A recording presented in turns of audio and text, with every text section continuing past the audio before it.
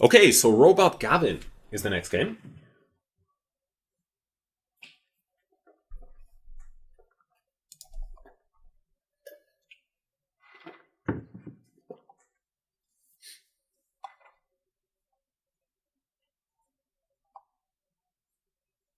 Howdy to Beach Bro, what's up?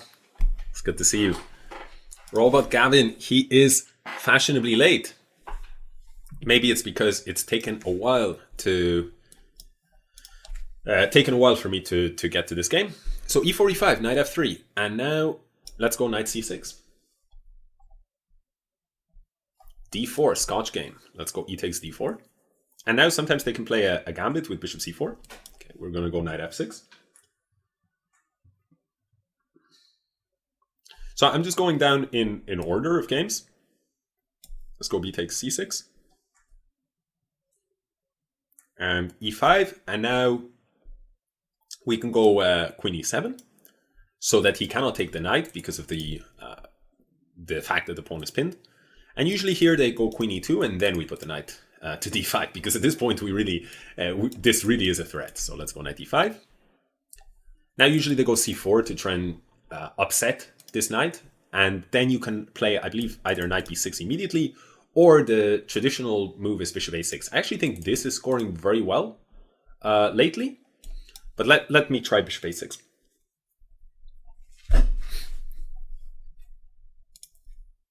So this kind of stuff is very scary to play. I think you can even go g6 here. Please, let's hope I haven't. Let's hope I don't mix up the theory, because it is one of those openings that, again, I haven't reviewed the theory in a while, and you're worried, right? Because the position looks so awful in certain respects, right? This bishop is totally out of the game.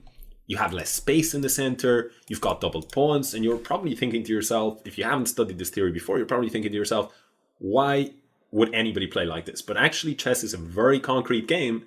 And if you guys, the opening theoreticians, the expert players, they've analyzed this stuff with engines, and they realize, actually, this is perfectly good position for black. But it's one of those that you cannot bluff your way out of so easily. But there are some very nice ideas. For example, how to recycle this bishop. Maybe in the future, you're going to go bishop b7 and c5. And then the bishop might become a super strong piece. What about the knight? Maybe that can mix. Knight b4, harass the queen on certain squares, and then c6, c5, knight c6, and suddenly that knight is on a beautiful outpost. So appearances can be deceiving. He goes f4. Now I'm going to put my bishop on g7. Please tell me I'm not going wrong yet. Sometimes I'm confused. I think d6 not yet. Let's go bishop g7. Yeah, and somebody says, Beachbra says, very provocative opening. Exactly. It's a super provocative opening, but it's very theoretical, and actually it's super provocative at first sight, but it's actually fine. It's actually maybe the most conservative, or one of the more conservative lines, as long as you know your stuff, which I don't. But let's see what happens here. So my idea, by the way, is to break down this center. So one of the ways I want to do this is I want to go d6. And one of the drawbacks of playing like this is you really weaken this diagonal.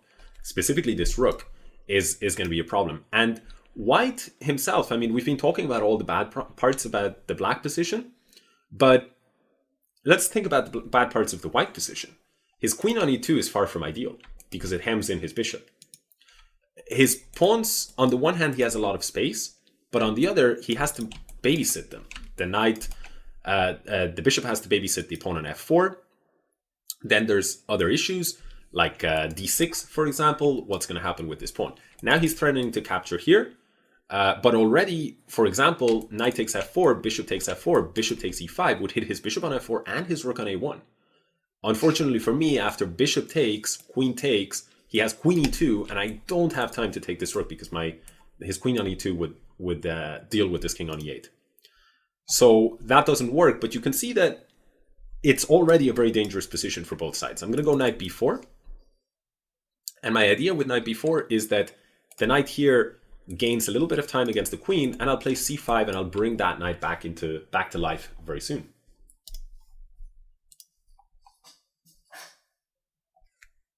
Patoska says, had a lot of fun. Thank you. Glad to hear it, Patoska. And hopefully you'll get to watch the video on YouTube or Twitch video on demand. Yeah, hopefully it'll be fun to review it.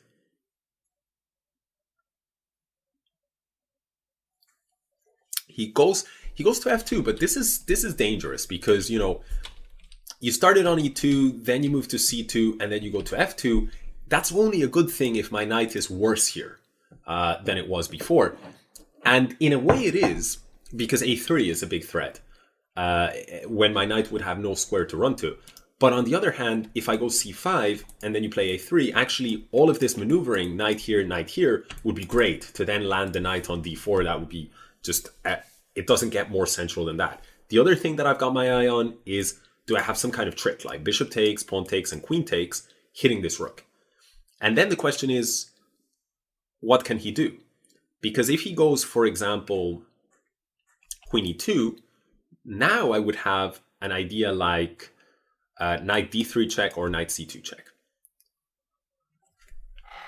But it's too complicated, and I don't like it, because after takes, queen e2, knight c2 check, king moves, queen takes, bishop takes, knight takes a1, he has to move bishop b2, and I'm losing this knight.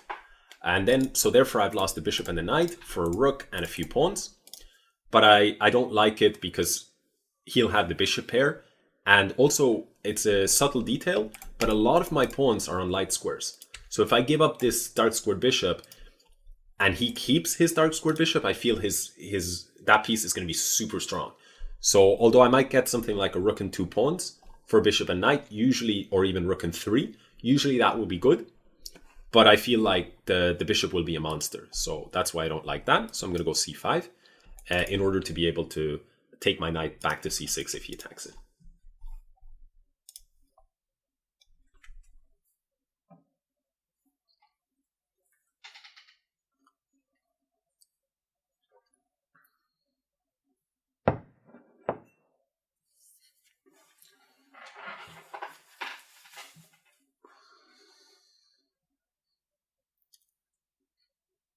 So I think the position is quite good here for black, because the knight is coming back to c6. I'm going to put a lot of pressure on e5. These kind of tactical ideas are constantly in the air.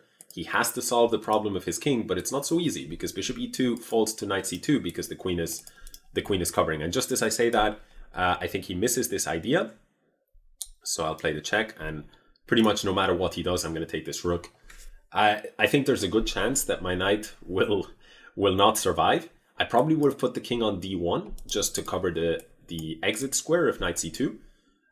But he can still try to coral my knight. That's his best bet, because if he ends up down a full rook, there's very limited hope for survival. But he does the right thing, bishop d3, covering the c2 square. And now I want to try and somehow keep this. I want to charge him the maximum for this knight.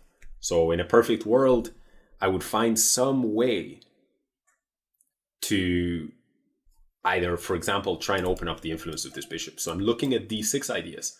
Then if he takes, then I'm not worried about my knight because it's defended. At least it'll be a lot harder for him to win that piece. However, after d6, queen b2, d takes e5, queen takes a1, he gets there in time, and I'd love to have the move e4 with a double attack on his queen on a1 and his bishop on d3, but the problem is my bishop on g7 is hanging. So if I was castled, I would 100% go for that variation. But because I'm not castled, I'm trying to think, do I have something better? d5 is another idea. Take advantage of this bishop being undefended. So he cannot take because of this. And if he takes like this, for the reasons we just spoke about, I'd be super happy. If he goes bishop b2, I can take. And then after he takes me back in some way or another, let's say bishop takes maybe, I can even take. And then I could go rook b8. Really nice resource. The bishop and the knight are here. So if he takes me here, I take his knight. So I'm gonna give this a shot. He has other options like queen f3, for example. And then I cannot take because this guy is hanging. But this kind of move is wasting time for him. So I can, after queen f3, maybe I can even just play something crazy like queenside castle. And then after bishop b2, then I can think about taking this pawn. So Beachbrow with the subscription, appreciate that, Beachbrow. Thank you very much. Bishop to b2 played. And now my idea was to take on c4 and try to get in this move rook b8 as a kind of a creative way of avoiding material losses. So probably the right thing for him to do is to go b takes c4, so that his bishop on d3 still defends the knight. But if he goes b takes c4, I can actually maybe castle my king. And I can do that with a tempo against this bishop. Or I can also go queen d7. Then if he goes bishop e4, this point would be falling. Let's just go castle. I really like this idea. I'm not worried about any kind of checkmates because he could go here. I'd have the move, first of all, bishop b7. And anyway, if he managed to get this check, I would still have an escape square.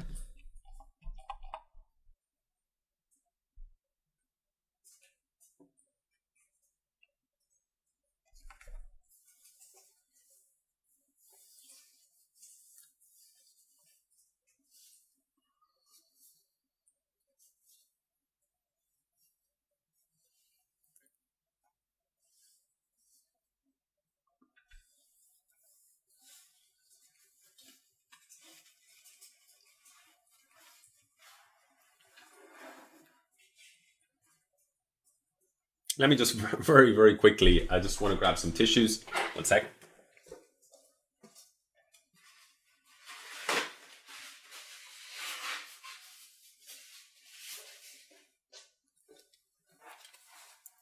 Okay, sorry about that. So he goes bishop e4. But now I can take this pawn, and I can also go rook d1 check.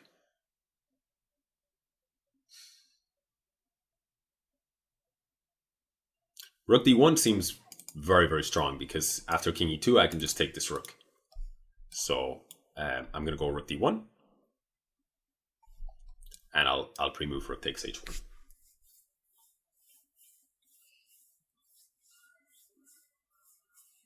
Jacob, hello and welcome. Welcome to the stream. Yeah, some of the variations are a little bit, maybe a little bit too tricky. As far as I know, at the moment, we don't have any streams. I don't know what your level is, Chekhub.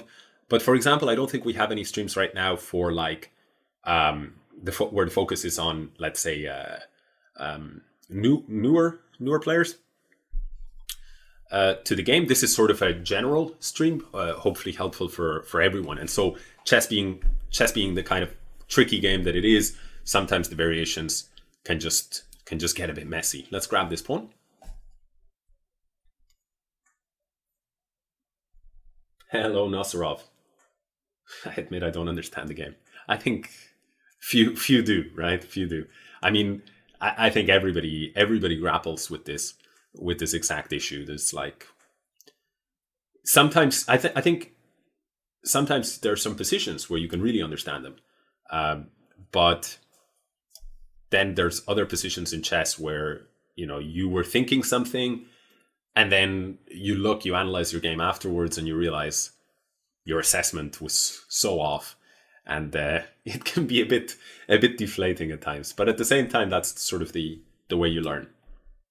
So here I'm just bringing my rook into play. I managed to complicate it enough that knight did fall, but the complications led to white allowing the loss of this rook. So black is really in very good shape here. I'm up.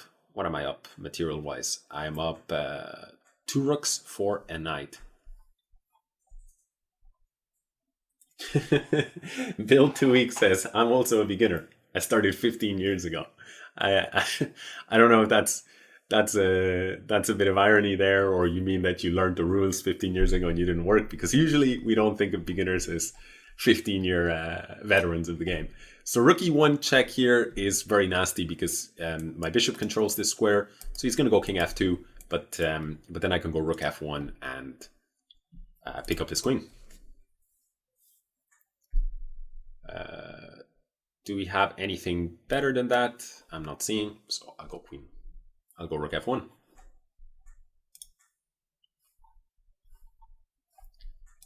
And we'll take.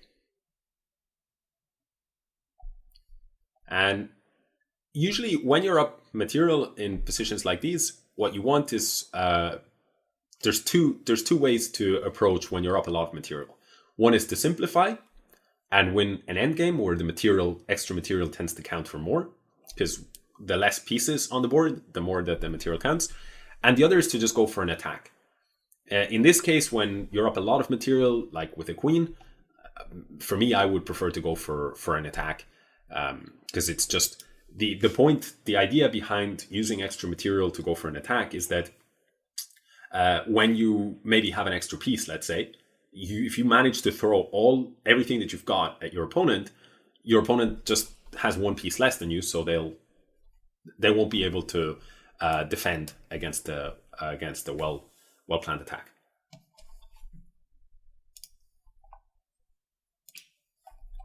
So I'm going to try and get my pieces, my heavy pieces, in against the king. Also, these knight and bishop are not playing in the defense. So already the position, I think, is checkmate in very few moves. And here rook d1 is checkmate because the bishop is also covering the square. So thank you, RobotGavin, for the game.